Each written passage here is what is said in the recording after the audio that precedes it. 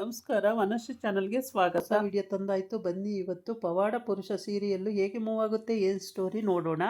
ಅದಕ್ಕಿಂತ ಮುಂಚೆ ನನ್ನ ವಿಡಿಯೋಕ್ಕೆ ಸಬ್ಸ್ಕ್ರೈಬ್ ಮಾಡಿಲ್ಲ ಅಂದರೆ ದಯವಿಟ್ಟು ಸಬ್ಸ್ಕ್ರೈಬ್ ಮಾಡ್ಕೊಳ್ಳಿ, ಹಾಗೆ ಒಂದು ಲೈಕ್ ಕೊಡಿ. ಸತ್ಯವನ್ ಮನೆ ಹತ್ರ ಬಂದು ಅಂದರೆ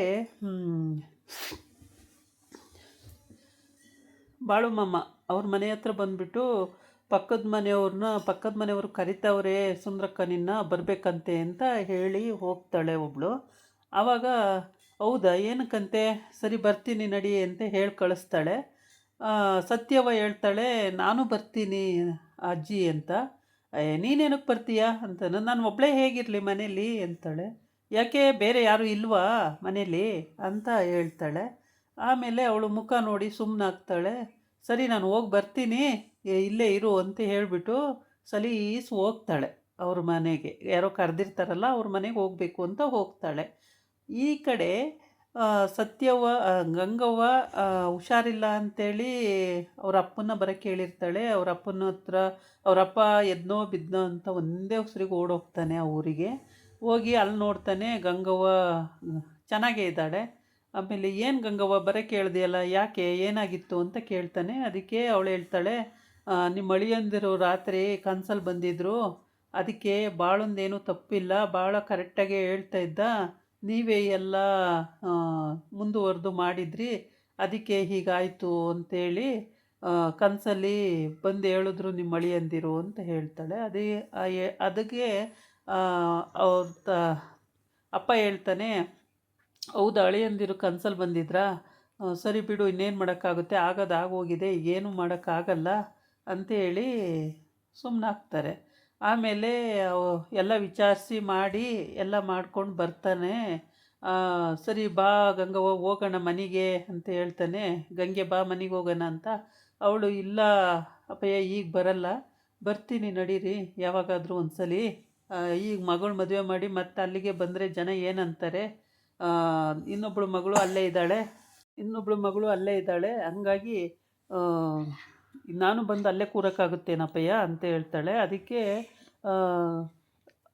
ಅವರಪ್ಪ ಹೇಳ್ತಾನೆ, ಸರಿ ಯಾವಾಗ ಬರಬೇಕು ಅನಿಸುತ್ತೆ ಆಗ ಬಾ ಮಗಳೇ ಗಂಗೆ ಅಂತ ಹೇಳ್ಬಿಟ್ಟು ಅವನು ಅವನ ಫ್ರೆಂಡು ಇಬ್ಬರು ಹೋಗಿರ್ತಾರೆ. ಇಬ್ಬರು ವಿಚಾರಿಸ್ಕೊಂಡು ಅಲ್ಲಿಂದ ಯೋಗಕ್ಷೇಮ ವಿಚಾರಿಸ್ಕೊಂಡು ಒಂದು ರಾತ್ರಿ ಉಳ್ಕೊಂಡು ಅಲ್ಲಿಂದ ವಾಪಸ್ ಹೊರಡ್ತಾರೆ ಮನೆಗೆ. ಸತ್ಯವ್ವ ಹೇಳ್ತಾಳೆ, ನಾನು ಗದ್ದೆಗೆ ತೋಟಕ್ಕೆ ಕೆಲ್ಸಕ್ಕೆ ಬರ್ತೀನಿ ಅಂತೇಳಿ. ಬೇಡ ಬೇಡ ಅಷ್ಟು ನೀರು ಆರಿಲ್ಲ, ನೀನು ಹೆಂಗೆ ಬರೋಕ್ಕಾಗುತ್ತೆ, ನೀನು ಇಲ್ಲೇ ಇರು ಮನೆಯಲ್ಲಿ ಕೆಲಸ ಮಾಡಿಕೊಂಡು, ನಾವು ಹೋಗ್ತೀವಿ ಕೆಲಸ ಮಾಡ್ಕೊಂಡು ಬರ್ತೀವಿ ಅಂತೇಳಿ ಸತ್ಯವನ ಅಜ್ಜ ಎಲ್ಲ ಹೇಳ್ತಾರೆ. ಮತ್ತು ಸತ್ಯವನ ಮಾವ ಕೂಡ ಹೇಳ್ತಾನೆ, ಚಿಕ್ಕ ಮಾವ. ಬಾಳು ಮಾವ ಮಾತ್ರ ಸತ್ಯವನ ಹತ್ರನೂ ಮಾತಾಡಲ್ಲ, ಮನೆಯವ್ರ ಹತ್ರನೂ ಮಾತಾಡಲ್ಲ, ತಮ್ಮನ ಹತ್ರ ಮಾತ್ರ ಮಾತಾಡ್ತಾ ಇರ್ತಾನೆ. ಆಮೇಲೆ ಅವ್ನು ಮಾಡೋದೆಲ್ಲ ತಪ್ಪು ಅನ್ನೋದು ಇವ್ರಿಗೆ ಆಗ್ಬಿಟ್ಟಿದೆ. ಮನೆಯವರಿಗೆಲ್ಲ ಏನು ಹೇಳೋದು ಅಂತ ಬಾಳುಗೆ ಎಲ್ಲ ತಲೆ ಕೆಟ್ಟೋಗಿದೆ. ಯಾವ ಥರ ಅರ್ಥ ಮಾಡ್ಸೋಕ್ಕೆ ಹೇಳಿದ್ರೂ ಅರ್ಥ ಮಾಡ್ಕೊಳ್ಳಲ್ಲ. ಮಾವ ಬೇರೆ ಸತ್ತೋಗ್ಬಿಟ್ನ, ಅಕ್ಕನ ಗಂಡ, ಅದು ಬೇರೆ ಇವನ ಮೇಲೆ ಬಂದಂಗೆ ಲೆಕ್ಕ. ಇವನು ಯಾವಾಗ ಮದುವೆ ಬೇಡ ಬೇಡ ಅಂದ ಯೋಚನೆ ಮಾಡಿ ಅಳಿಯ ಸತ್ತ ಅನ್ನಂಗೆ ಇವರೆಲ್ಲ ಮಾತಾಡ್ಕೊಳ್ಳೋದು. ಅದು ಅವನಿಗೆ ಇರಿಟೇಷನ್ನು. ಯಾಕೆಂದರೆ ಅವನೇನೂ ಮಾಡಿರಲ್ಲ ಅಲ್ಲಿ. ಅವನ ಪಾಡಿಗೆ ಅವನು ಸುಮ್ಮನೆ ಇರ್ತಾನೆ, ಅವನ ಪಾಡಿಗೆ ಅವನು ಎಲ್ಲೋ ತಿರ್ಕೊಂಡು ಬರ್ತಾನೆ.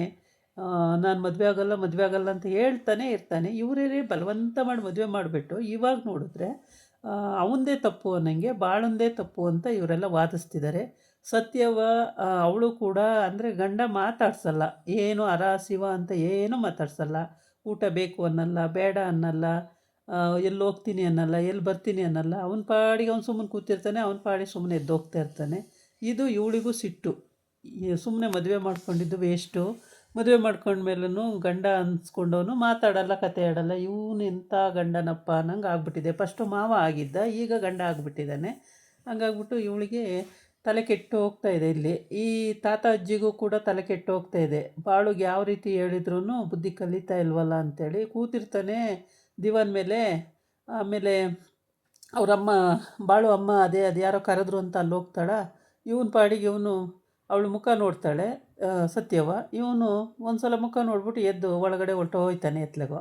ಇನ್ನೇನು ಮಾಡ್ತಾಳೆ ಅವಳು, ಸುಮ್ಮನಾಗ್ತಾಳೆ. ಹೀಗೆ ಇವನ ಕತೆಗಳು. ಯಾವಾಗ ನೋಡಿದ್ರೂ ಇವನು ಎಲ್ಲ ವಿಷಯದಲ್ಲೂ ಸ್ಲೋ ಬಾಯ್ಬಿಟ್ಟು ಮಾತು ಆಡಲ್ಲ, ಏನು ಎತ್ತ ಅಂತಲೂ ಹೇಳಲ್ಲ. ಹೀಗೆ ಇವ್ರದ್ದು. ಆಮೇಲೆ ಅವರಪ್ಪ ಊರಿಂದ ಗಂಗೆ ನೋಡ್ಕೊಂಡು ಬಂದಮೇಲೆ ಬಾಳು ತಮ್ಮ ಬಂದು ವಿಚಾರಿಸ್ತಾನೆ, ಅಪ್ಪಯ್ಯ, ಮ ಗಂಗೆ ಅಕ್ಕ ಹೆಂಗಿದ್ದಾಳೆ ಅಂತೇಳ್ಬಿಟ್ಟು. ಆರಾಮಿದ್ದಾಳೆ, ತೊಂದರೆ ಏನಿಲ್ಲ, ಆರಾಮಾಗಿದ್ದಾಳೆ ಅವಳು ಅಂತ. ಕರ್ಕೊಬರೋದಲ್ಲ ಅಪ್ಪಯ್ಯ ಇಲ್ಲಿಗೆ ಅಂತಂದರೆ, ಅಯ್ಯೋ ಮಗಳನ್ನೂ ಕೊಟ್ಟು ನಾನು ಬಂದಿರೋಕ್ಕಾಗುತ್ತೇನಪ್ಪಯ್ಯ ಅಂತಾಳೆ. ಹಂಗೆ ಬರಲ್ವಂತೆ ಅವಳು. ಸರಿ ಯಾವಾಗಾಗುತ್ತೆ ಅವಾಗ ಬಾ ಅಂತ ಹೇಳಿ ಬಂದಿದ್ದೀನಿ ಅಂತ ಹೇಳ್ತಾನೆ. ಸರಿ ಈ ಕಡೆ ಈ ಅಮ್ಮ ಕರೆಯೋಕ್ಕೆ ಕಳಿಸಿದ್ಲ, ಏನಕ್ಕೆ ಅಂತಲೂ ಗೊತ್ತಿಲ್ಲ, ಹೋಗಿದ್ದಾಳೆ ಒಟ್ಟಿಗೆ. ಈ ಅಮ್ಮ ಇನ್ನೂ ಏನೂ ಹೇಳಿರಲಿಲ್ಲ, ಮತ್ತೇನಕ್ಕೆ ಕರೆಯೋಕ್ಕೆ ಕಳಿಸಿದ್ದಾಳೆ ಅಂತ ಗೊತ್ತಿಲ್ಲ. ಏನಾದರೂ ಬಾಳು ಬಗ್ಗೆ ಮಾತಾಡೋಕ್ಕೋ ಅಥವಾ ಸೊಸೆ ಬಗ್ಗೆ ಮಾತಾಡೋಕ್ಕೋ ಏನರ ಬಗ್ಗೆ ಮಾತಾಡೋಕ್ಕೋ ಗೊತ್ತಿಲ್ಲ, ಕರೆಸ್ಕೊಂಡಿದ್ದಾಳೆ ಒಟ್ಟಿಗೆ ಸುಂದ್ರವನ್ನು. ಏನು ಮಾತಾಡ್ತಾಳೋ ಗೊತ್ತಿಲ್ಲ. ಈ ಕಡೆ ಬಾಳು ಅವನು ಈಗೇನು ಮಾಡಬೇಕು ಅಂತ ಗೊತ್ತಿಲ್ಲ. ಇಲ್ಲಿ ಗೌಡನೂ ಅಷ್ಟೇ, ಮತ್ತು ಅಲ್ಲಿ ಕಾಳಿಯ ಇದ್ದಾನೆ ಅವನು, ಮತ್ತು ಅವರು ಮಂತ್ರವಾದಿಗಳು ಎಲ್ಲರೂ ಅಲ್ಲಿ ಮಾತಾಡ್ಕೊಳ್ತಾ ಇರ್ತಾರೆ, ನನ್ನಿಂದನೇ ಅವರ ಬಾಳು ಭಾವ ಸತ್ತಿದ್ದು ಅಂತೇಳಿ. ಬಾಳು ಭಾವ ನಿನ್ನಿಂದ ಹೆಂಗೆ ಸಾಯ್ತಾನೆ ಅಂತಾನೆ, ನಾನಿಲ್ಲಿ ಯಜ್ಞ ಮಾಡಿದೆ ಅದಕ್ಕೆ ಅವನು ಸತ್ತೋದ ಅಂತ ಹೇಳ್ಕೊಳ್ತಾ ಇರ್ತಾನೆ.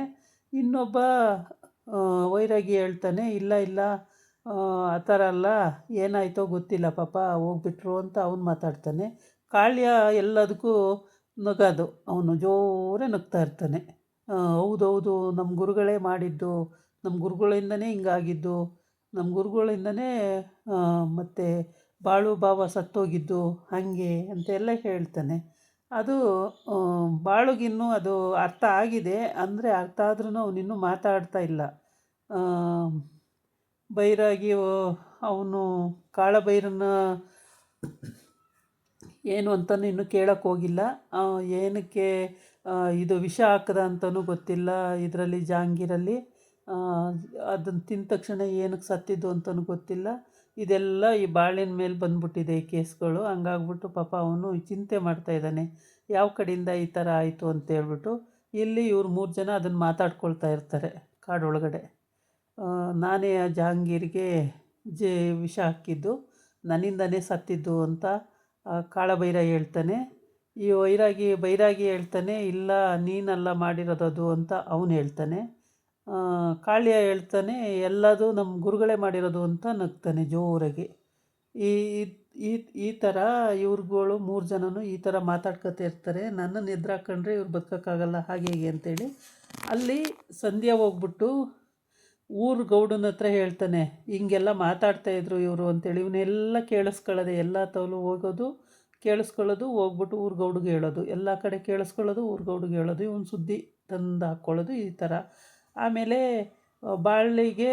ಸಂಧಿಗೆ ಮದುವೆ ಮಾಡಬೇಕು ಅಂತ ಹೇಳ್ಬಿಟ್ಟು, ನಿಮ್ಮ ಕಡೆ ಯಾರು ಇದ್ದಾರಾ ಅಂತ ವೈಜಯ ಅಂತಿ, ನಿಮ್ಮ ಕಡೆ ಯಾರು ಇದ್ದಾರಾ ವೈಜಯು ಅಂತೇಳಿ ಕೇಳ್ತಾನೆ. ಅವಾಗ ಇಲ್ಲ, ನಮ್ಮ ಕಡೆ ಆ ಥರ ಹೆಣ್ಮಕ್ಳು ಯಾರೂ ಇಲ್ಲ ಅಂತ. ಮುದುಕಿ ಆದರೂ ಆಗುತ್ತೇನೋ ಅಂತ ಕೇಳ್ತಾನೆ. ಮುದುಕಿ ಎಲ್ಲ ಬೇಡ ಅಂತ ಹೇಳ್ತಾನೆ ಅವನು. ಮತ್ತು ಹುಡುಗಿ ಬೇಕೇನೋ ಅಂತ ಕೇಳ್ತಾನೆ. ಆಗುತ್ತೆ ಕಣ್ರಿ, ಹುಡುಗಿ ಆದರೆ ಆಗಲ್ವೇ ಗೌಡ್ರೆ, ಹುಡುಗಿ ಚೆನ್ನಾಗಿರುತ್ತೆ ಅಂತ ಹೇಳ್ತಾನೆ. ಆಮೇಲೆ ಗುಂಡ ಹೇಳ್ತಾನೆ, ಇವನಿಗೆ ಮುದುಕಿ ತಂದು ಮದುವೆ ಮಾಡು ಅಂತ ಹೇಳ್ತಾನೆ. ಸುಮ್ಮನಿರಿ ಚಿಕ್ಕವಳ್ರೆ ನೀವು, ಹಂಗೆಲ್ಲ ತಮಾಷೆ ಮಾಡಬೇಡಿ, ನಾನು ಗೌಡ್ರು, ನಾನು ಒಂದೇ ಜೀವ, ಗೌಡ್ರು ಏನು ಹೇಳ್ತಾರೋ ಆ ಥರ ಅಂತ ಹೇಳ್ತಾನೆ. ಅವನು ಹಾಗೇನೆ ತಮಾಷೆ ಮಾಡ್ತಾನೆ ಇರ್ತಾನೆ ಯಾವಾಗಲೂ. ಇದಾಗಿತ್ತು ಇವತ್ತಿನ ವಿಡಿಯೋ. ನಾಳೆ ಇನ್ನೊಂದು ವಿಡಿಯೋ ಜೊತೆ ಬರ್ತೀನಿ. ನಮಸ್ಕಾರ.